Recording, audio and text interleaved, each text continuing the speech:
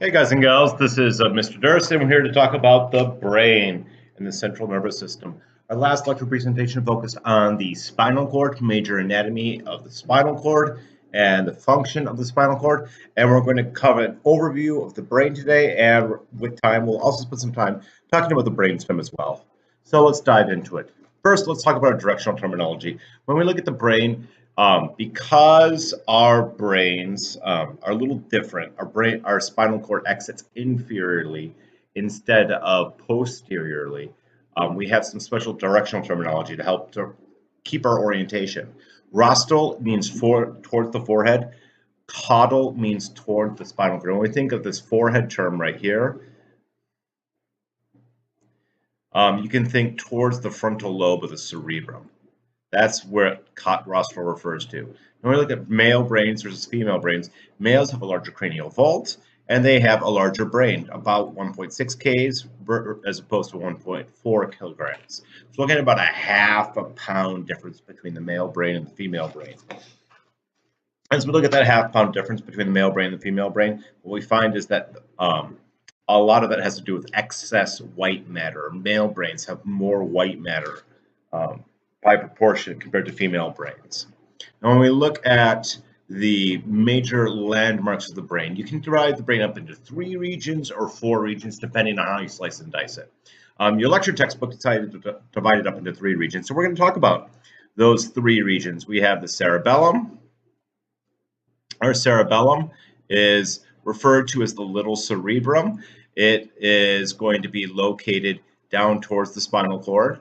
We have the cerebrum, which is the largest part of our brain, and then we have the brainstem as a whole, which extends up into the cerebrum, and there's part of the brainstem that sometimes is left as a 4th part of the brain, the diencephalon, and that diencephalon is going to be right in the dead center of our brain. You can't see it from this view. This is an exterior view. Your lecture textbook has grouped the diencephalon with the brainstem.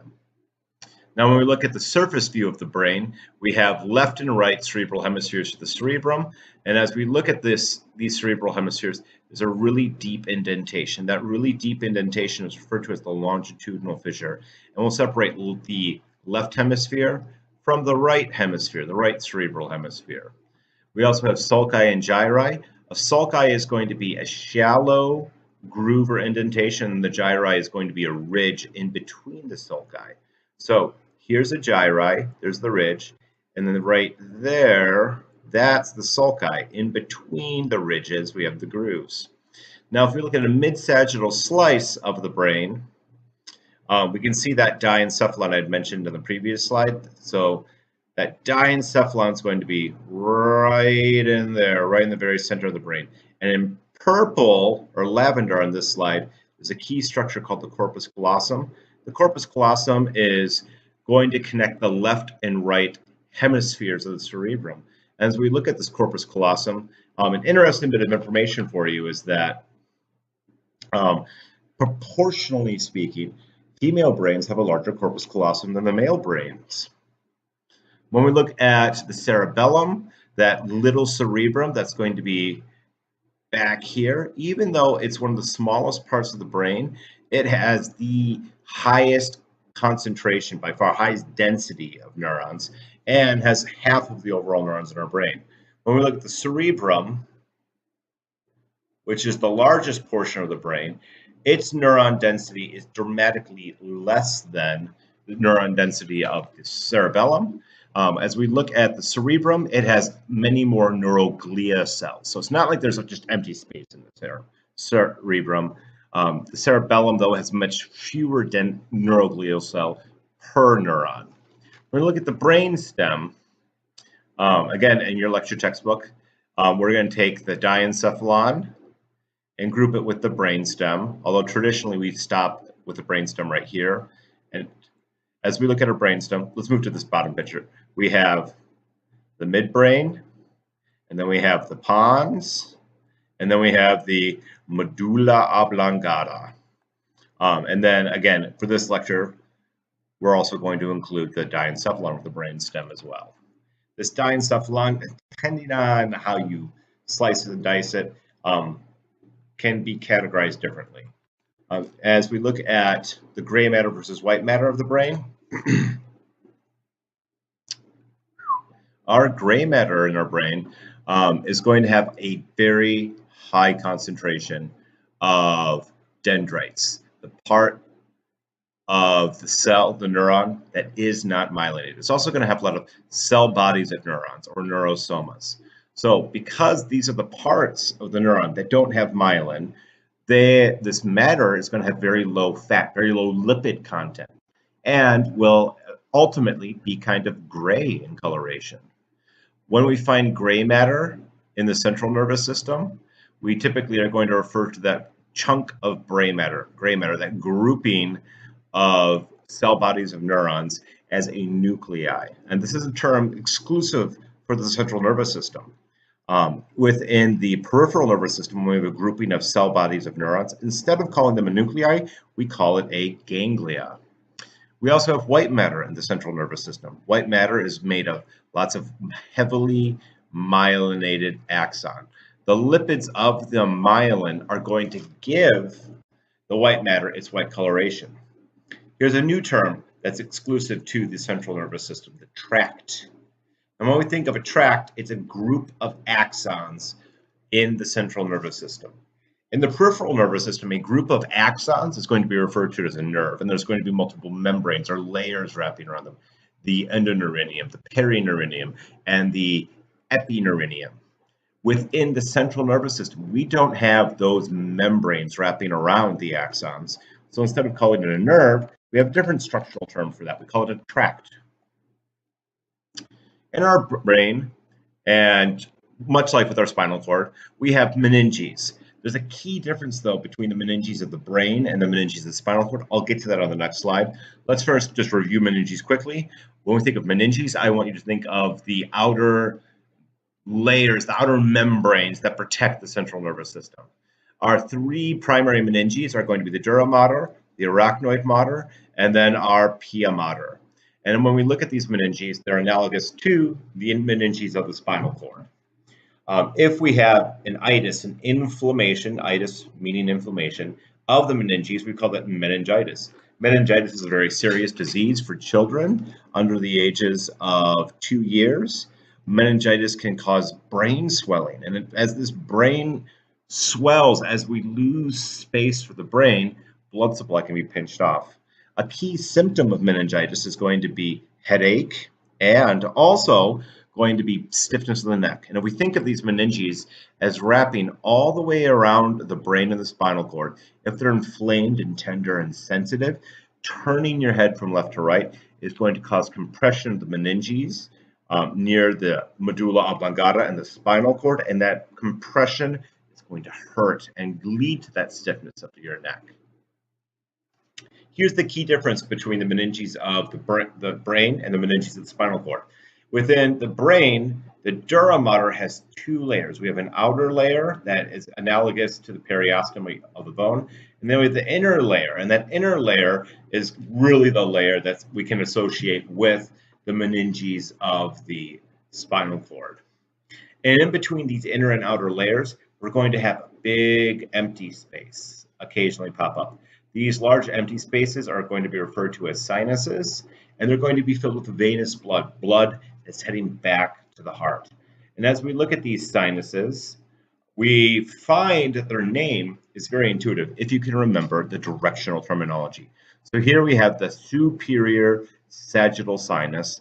It's going to go directly in, but deep to the sagittal suture that separates the two parietal bones.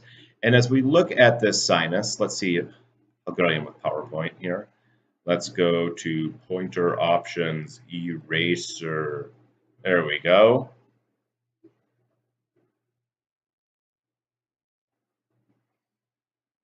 As we look at this sinus, the sinuses serve a key feature.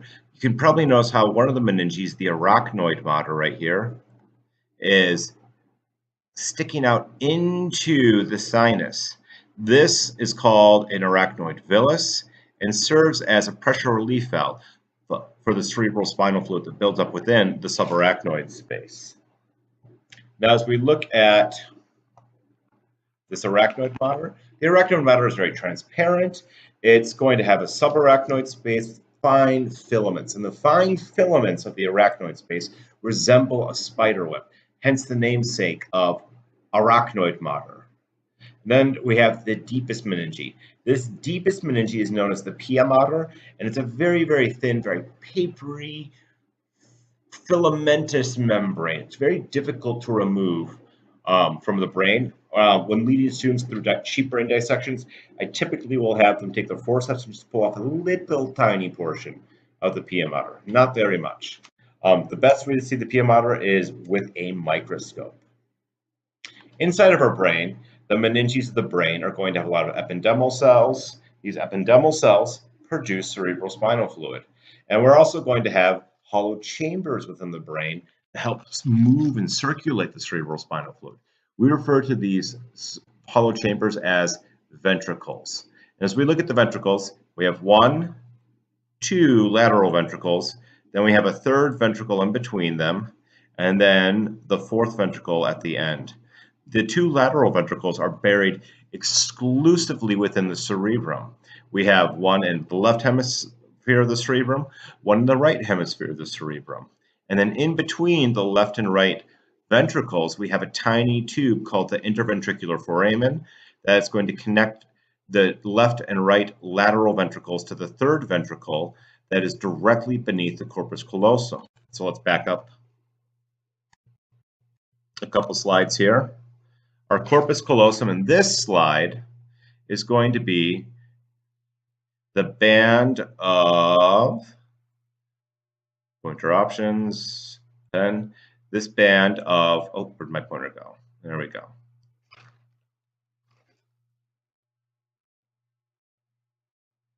This band of white matter. So our third ventricle is going to be directly inferior to that. It's going to be associated with a structure known as the thalamus.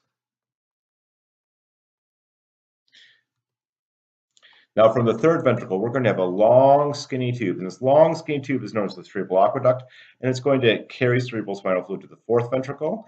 From the fourth ventricle, the cerebral aqueduct is going to eventually merge with another tiny tube called the central canal of the spinal cord to continue circulating cerebral spinal fluid. Now within our ventricles, we have this mass of capillaries and ependymal cells known as a choroid plexus. In the brain models you have in lab, the choroid plexus are typically going to be colored grayish and have blue and red filaments to represent the blood capillaries on them. In actual brain dissections, the choroid plexus is typically going to resemble a stringy mass of moldy string cheese or rotten seaweed. Thankfully, it doesn't smell that bad. And as we look at that choroid plexus, it has a very, very high concentration of ependymal cells that use the blood from all of those blood capillaries to produce a high amount of cerebral spinal fluid. And even though we don't have that many choroid plexes, the choroid plexes, even though there's a vast minority of the tissues, they produce a very significant portion. Gram per gram, the choroid plexes produce more cerebral spinal fluid than any other part of the brain. Now, as we look at the cerebral spinal fluid, this is going to be a clear colorless liquid that serves as an interface from the blood to the brain. Many people don't realize it, but the brain has its own, and spinal cord, the central nervous system, has its own circulatory system. We don't circulate blood through the central nervous system like other tissues of the body. We circulate cerebral spinal fluid. Now, as we look at a human at any given point in time, we have between 100 and 160 mils of cerebral spinal fluid, even though we produce about 500 mils a day. In other words, we are going to recycle and refresh at least 3 to 5 times over per day, every day, all the cerebral spinal fluid in our central nervous system. As our cerebral spinal fluid is produced, that cerebral spinal fluid is going to need to be made by the ependymal cells. The ependymal cells are going to absorb the filtrate from the blood plasma, modify it, and then send it to the cerebral spinal fluid to give nutrients to the brain. We find that our cerebrospinal fluid is higher relative to the blood plasma, will have a higher concentration of sodium chloride, but have a lower concentration of potassium, calcium, and glucose. Also, very notable is there's almost no proteins circulating within the cerebrospinal fluid. The cerebrospinal fluid does not have a clotting system like the blood plasma does. And it's very difficult to get those proteins into the cerebrospinal fluid because those proteins have to pass through the ependymal cells. And when we look at our cerebrospinal fluid, a key function of it is that it allows for our brain to have buoyancy. Our brain is made mostly of fat, and then because our brain is made mostly of fat, it will float within the cranial vault, within that cerebrospinal fluid. Individuals that have spinal taps, that have their cerebrospinal fluid removed, typically will find that they get this really terrible headache. I know it oftentimes will also happen to individuals when they have an epidural and they lose some of their CSF. And this headache that they develop, the worst headache of their life, is typically going to develop as the brain is sinking in the cranial vault. As you drain the cerebrospinal fluid, the brain will sink down lower, and the medulla oblongata presses against the foramen magnum of the occipital bone and tries to push through it. And since it doesn't fit, it typically hurts quite a bit. Our cerebrospinal fluid also acts as a cushion. It's going to protect the brain and spinal cord. We also find that our cerebrospinal fluid helps to buffer the central nervous system from rapid chemical changes in the bloodstream, or I should say relatively rapid chemical changes within the bloodstream. Our cerebrospinal fluid will deliver nutrients to nervous tissue and will remove waste products. As we look at the cerebrospinal fluid, it's going to it'll start at the choroid plexus. This is going to be where we have the highest pressure. When we think of fluid flow, fluids will always flow from areas of high pressure to areas of low pressure. So the cerebrospinal fluid, the choroid plexus, will get pushed from the choroid plexus, from the lateral ventricles and third ventricles, down through the cerebral aqueduct to the fourth ventricle, and from there, it's going to go to the subarachnoid space and will bathe the outer edge of our brain and spinal cord. And as excess cerebrospinal fluid is removed, it will travel through the arachnoid villus back into the venous circulation. When we look at our brain has a blood supply that is very important to it. And it's not that cerebrospinal fluid does everything for the brain. Our cerebrospinal fluid can't be made if there is no blood to supply the raw nutrients to those ependymal cells. With that said, a lot of pathogens make it into the bloodstream, so we're going to have to modify the protective barriers at play. Now, when we think of the brain, our brain has lots of neurons. Neurons have lots of sodium-potassium pumps. Sodium-potassium pumps are using up tons of ATP. So because of that, our brain, even though it's not that much of our body, about 2% of our mass, it uses a disproportionately large amount of our blood and a disproportionately large amount of our calories. So when we find that these neurons that are starving for ATP, when they don't have enough oxygen and glucose, that constant supply of oxygen and glucose, the neurons shut down almost instantaneously. 10 seconds without blood typically can make you go unconscious. Some people are capable of squeezing the muscles of the thoracic cavity and their faces turn beet red and they can make themselves pass out. They are consciously interrupting the blood flow to their brain with something called the Valsalva maneuver. If that blood supply is cut off for a couple minutes, we're going to have significant impairment of neural functions. And if we go more than 4 minutes, there can be permanent brain damage. To help keep pathogens out of the blood, or out of the cerebrospinal fluid and in the bloodstream, there's a special barrier called the blood-brain barrier, sometimes also called the blood-brain or the brain barrier system. I'm used to calling it the BBB, blood-brain barrier. And as we look at the blood-brain barrier, some key things that we need to emphasize are we need to deliver nutrients, remove waste products, and keep pathogens out.